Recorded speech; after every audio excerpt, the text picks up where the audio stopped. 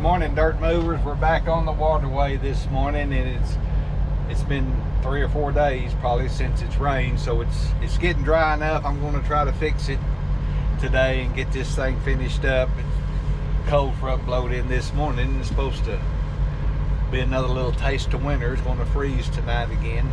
It's getting pretty late for a freeze, but anyway, there's no rain in the forecast until probably Friday, so a couple more days away, 3 days away. So I'm going to try to get this finished today and get it approved maybe tomorrow so we can get moved on to the next job. So this is how it looks this morning. It's quite a bit drier than it was the last time we was out here.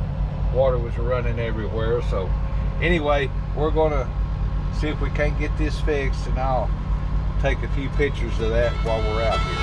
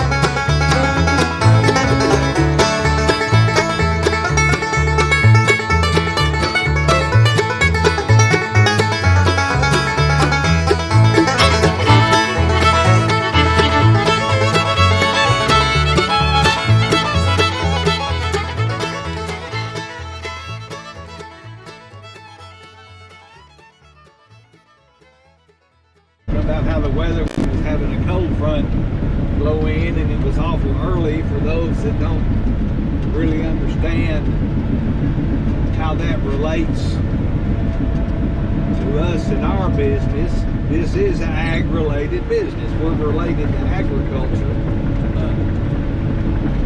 90%, 95% of our work is for farmers and ranchers. So if they lose a crop, if they have a bad year, chances are we're going to have a bad year, because that's who most of our customers are: people who own land, people who have livestock, and especially if their income is solely dependent on agriculture. We have some customers that they have another way of making a living. If something goes wrong on the farm, and just about any more you've got to, because there are so many things that they deal with that's out of their control. Weather is one of them. Weather affects our business too, and then the markets. They can't. Whatever the price is when they get ready to sell it, that's what it's going to be. They can't control the markets. Neither one of us can control the price of machinery and equipment and upkeep, so they truly have a profession, being a farmer and a rancher, that they depend on a lot of faith. They've got to step into it. When you put a seed in the ground, and hope 9-10 months later you have a crop to harvest. You definitely got to have a passion for it, because first a couple of years in a row, if you don't have a bad year, you wouldn't keep doing it if you didn't have a passion for it. So I mean, they definitely have a passion for what they do, a farmer and a rancher. And so do I, really, because not everybody would want to be doing this kind of work for as long as I have. So it don't matter everything. I think if it's worthwhile, you've got to have a passion to do it. So when times get hard, you can get through that with your love for what you're doing. So anyway, we'll get back to the freeze part. I got sidetracked. This time of year, the weed is putting on heads, and most of it's already headed out.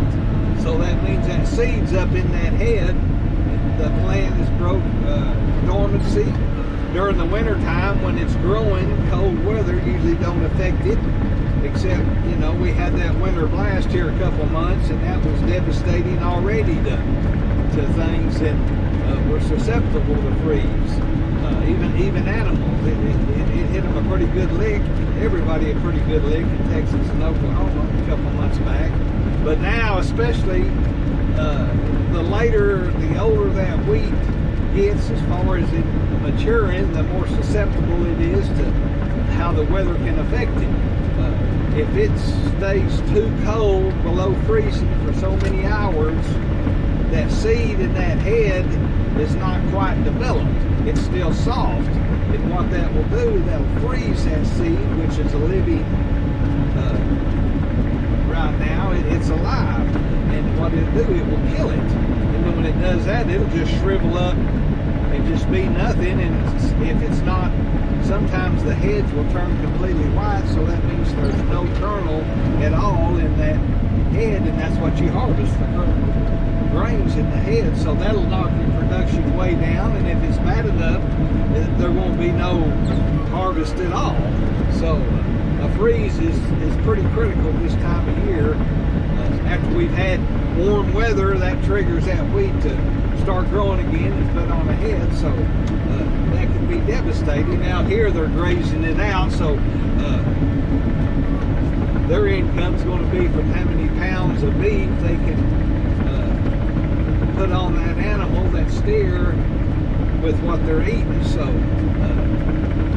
they're harvesting some pounds of beef instead of bushels of grain. So that's how they're a little bit safer, but then you've got to have grazing to do that too. So, and then the price has got to stay up there for the animals to break even, pay the bills and everything. So, and then one more thing, this time of year we have a lot of thunderstorms.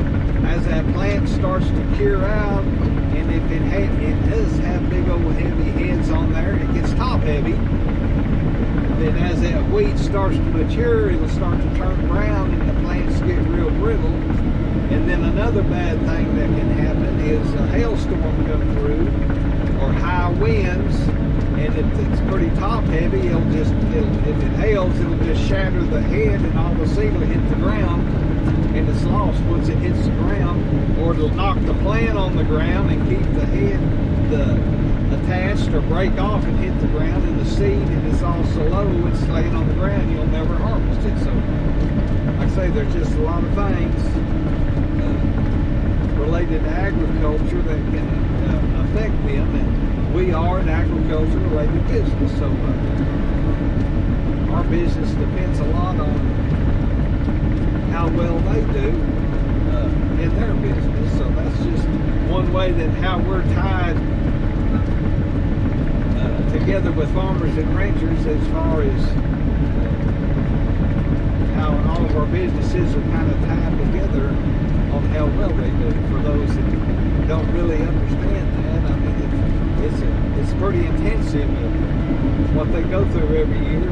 Just like this waterway, it was finished and ready to check out, and then I had to come in here and do this other work to it because of the weather related, which was we can't control the weather, never have been able to. So that's just part of it. You just take a chance every time you do something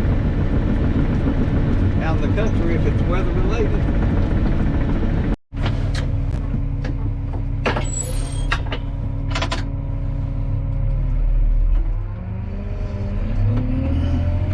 Well, I've got it dressed off with the motor grader. This is the last pass. I'm going to go up there and get the pickup,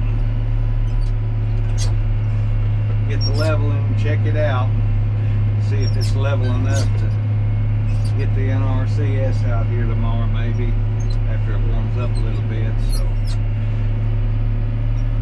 we'll see what it looks like. Let the level do do the tail of the tail. So we'll catch y'all here in a little bit. We may let you know what it looks like. So just a reminder, if you like these videos, hit the like button and subscribe if you hadn't already to Dunsmore Moving Dirt. We'll catch you later.